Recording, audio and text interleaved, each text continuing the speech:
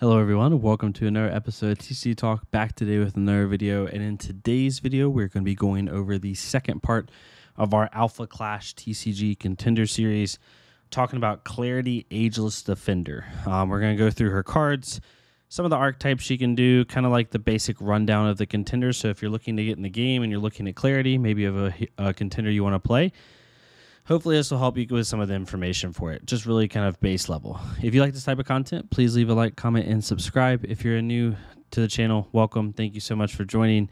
Hope you enjoy your stay. If you're a long-standing supporter, again, thank y'all so much. Y'all are amazing. Feel free to check out the Patreon and the Discord down below. Our Discord, we have over 400 members going strong in Flesh and Blood and now Alpha Clash, starting a little bit, trying to grow the community. And Patreon, you can get some added benefits to the channel if you so choose, but really it just helps support the content here on the channel. So Clarity Ageless Defender is one that I've been super excited to talk about from a competitive aspect. Obviously, the game is not released yet, so a lot of this is speculation, but just knowing what I know from playing cards, there's certain mechanics in card games as a whole that are very powerful. One of those like consistent mechanics, regardless of what card game it is the ability to opt your deck and look at the top of your deck, rearrange your deck, or do the same thing to your opponent's deck. It's always been a very consistent power in card games that really can just change the tide of an entire game. Clarity, her whole kit kind of revolves around that. So Clarity has two abilities. She starts with the ability at 30 health, saying at the beginning of your draw step, you may look at the top two cards of your deck, then put them in any number, put any number of them at the bottom of your deck and the rest at your top of your deck in any order. So basically, in casual card game terms, you can opt to, and then you're able to top or bottom those cards, which is really nutty. Because it's at the beginning of your draw step. So basically you get to pick what you draw, which is insanely powerful. And you also get the bottom cards that you may or may not need. And in a game where you use resource cards and you're wanting to like maybe not see cards as early as you would want to see them, then, you know, this allows you to basically fix your hand in a way and be able to continue playing as efficiently as possible. Her second ability, which is at 10 life, says once per turn during your primary phase, you may look at the top three cards of your deck. If you do, put them back on the top of your deck in any order, then draw one card. So this one is like a semi-opt. Obviously, you cannot bottom cards in this situation. You have to keep them on top, but you're allowed to basically pick your order. When you combine this with her first ability, it gets pretty nutty, right? So if you say at the beginning of your draw step, let's say you look at two cards, you like one card, you don't like one card, and you end up keeping one card on top, put one card on the bottom, draw that card that you kept on top. Then you play her second ability, which says you can look at the top three cards of your deck and then basically pick one of them. So you're going to get to draw two cards and look at a total of 5 cards over the course of your turn. It gets really powerful really, really fast. So she gets really, really nutty, and her kit plays into her ability as a whole. I would say without having played a ton of like obviously constructed games, only watching and like, you know, my own little testing like internally, like just like going through cards and stuff digitally and stuff like that, I can say that Clarity is probably the most consistent contender in the game out of the first 5 contenders that we have. Remember, we have Moxie, Clarity, Magnate, Mean Streak, and Torque, and I think that Clarity is going to be your most consistent. So we'll put her in the top right here. First thing we're going to go through is we're going to go through her action cards. Her action cards kind of play into her lore as well. So like in the lore at a baseline level, Clarity is basically helping Earth fight against the alphas, or at least fight against, or at least control it to where Earth is not destroyed. She teams up with Moxie at one point, and I don't know like all the in-depth lore, but she's basically like one of the main like head protagonists, I guess, from my perspective. But her action cards are really good. So she has one action card called Clairvoyance, costs 3 to play. Look at the top 5 cards of your deck. Put one into your hand, then put the rest on the top of your deck in any order.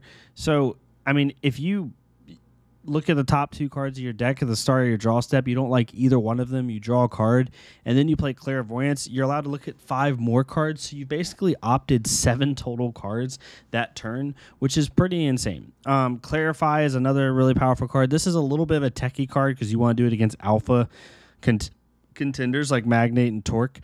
But it's an unrivaled card, which basically means unique. You only can play one of it in your deck.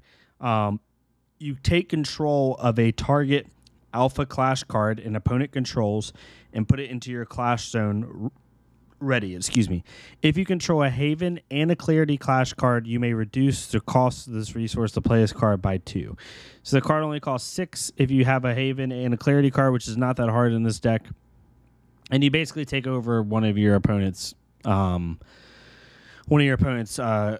cards, which if they're alpha Clash cards. So it's really powerful. A lot of her abilities have to do with like manipulating her own deck or manipulating her opponents, which plays into her like lore and her like look and feel as a whole. So if you enjoy kind of throwing your opponent off through that way, then it's really, really good. Another thing that Clarity is also really good at is honestly slowing down her opponent. She's really good at not so much like straight removal, but damage reduction. She's really good at that. Similar to like how White is in a lot of card games where it's a lot of life gain, a lot of like damage reduction, a lot of stuff like that, a lot of counters. She can do that as well. So she has cards like Spiritual Defense, which is a counterplay trap card, which says you may activate this trap if a Clash card being played has initial resource of 2 or less.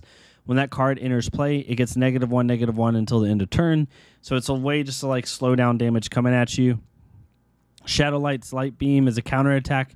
Prevent all Clash damage that would be dealt this Clash. That contender gains 2 health. Then your contender gains 2 health. So basically you stop the entire damage that's coming from that said Clash card, and then you gain 2 health. So if they're hitting you with this big like 6/5 Clash card or something like that, you basically say, all right, I'm going to pay 3 resources. You're not going to deal any damage to me, and I'm going to gain 2. And then you can't attack me again unless you have a way to ready that Clash card. And then finally, Is This Who You Are, which is a counterattack Clash trap or counterattack accessory trap. Target attacking Clash card with an initial resource cost of 3 or more gets -4, -0 until end of turn. You may then draw 1 card. So if they have a big 5, 6, 7 drop attack, being able to give it -4 damage, so it maybe can't deal as much damage to you while you're trying to kill it. Some of these cards may be something like, let's say it's a 6/3 and you have a 3/3 on the board. You're able to prevent a lot of damage that's coming at you, and it's really, really nice. Or if you're just trying to save your own life, right, by preventing 4 damage. Another thing that is good about cards like Spiritual Defense is in this game, when you attack an engaged card or you attack a contender, you still get damage dealt back to you, right? So the reason that's important is because let's say the card you're wanting to obstruct with or defend with is a 2/2, and let's say the card that they're wanting to put in play is a 3/3. Normally, if that 3/3 attacks the 2/2, it's going to kill the 2/2, right? And there's nothing you can do about it, and their 3/3 stays on the board. However, if you activate Spiritual Defense on that card, now if they attack you, both Clash cards will be eliminated in Sense of the Oblivion, which is a big deal, and it can really change what your opponent's trying to do that turn, because in this game there's no summoning sickness. So cards like this that have damage reduction can slow your opponent's ability to just kind of like go face at you, and they have to really think about what they're going to do. So really, really good for that. Looking at her attacks, a lot of her attacks play into her as well as Haven, which in the lore, Haven is a young girl that she found and is helping raise, I guess, for lack of a better term. And Haven also has powers that she's trying to figure out and trying to understand why Haven has these powers. So a lot of her cards go with Haven and with herself. So there's a 1-drop Haven card that says trigger, you may draw 1 card. So basically it's a 1-drop that replaces itself, which is super nice. Has 2 defense, which is also really good for a 1-drop. Her Clarity, the Clairvoyant one, says trigger, enter your contender gains 1 health. Then you may reveal the top 3 cards of your deck. If you do, add 1 Clash card with initial resource cost of 2 or less among them into your hand. Put the remaining cards into your Oblivion. So you do have to discard 2 cards, essentially. But you gain a health, you gain a card, and you're putting a Clash card onto the field. So as you can see, through multiple triggers, you could honestly opt 5 to 10 cards in a turn. I don't know what the max is. It'd be really interesting to see what the devs have had happen in a game so far, but from what I'm seeing, you could easily opt a ton of cards, which again allows you to stack your deck correctly. And we all know in card games, sometimes being able to stack 4 or 5 cards on top of your deck correctly will win you the game. And it's a very powerful ability, arguably one of the most powerful base abilities in card games. So finally, Clarity, Foreseeing Fate. One of her premier cards, it says it's exclusive. Only one copy can be under your control at a time. So basically, only one copy can be on the field. When it enters the battlefield, you choose, or enters the clash zone, you choose one. Alpha clash cards you control get +2/0 the end of turn. I believe that's rogue. Yeah, rogue clash cards you control get +2 until end of turn. And once per turn during your primary phase, you may look at the top 2 cards of your deck. If you do, add one of them into your hand. Put the rest of the bottom of your deck. So basically, this allows you to opt to, and potentially, if you have rogue and clash cards like in your deck, you're pretty much guaranteed to get +2 attack to something on your field.